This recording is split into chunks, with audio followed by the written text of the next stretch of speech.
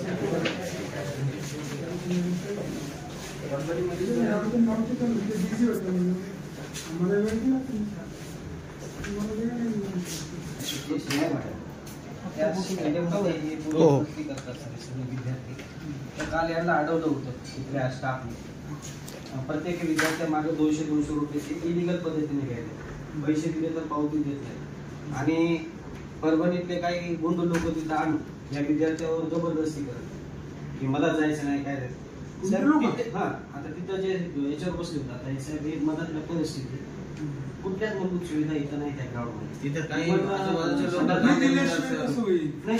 सुविधा कशा मिळतील तिथं ड्रिंक करतात काही पूर्व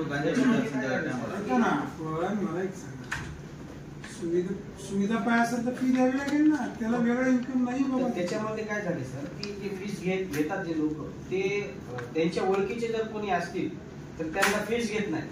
आता हे ग्रामीण भागातले विद्यार्थी इथे पोलीस भरतीची प्रॅक्टिस करतात साहेब, हे उद्याचं भविष्य आपल्या जिल्ह्यात आणि चांगल्या पद्धतीचे प्रॅक्टिस करतात.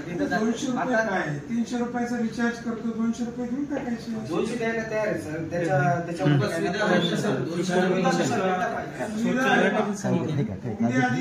सर्वांनी नाही बोलत.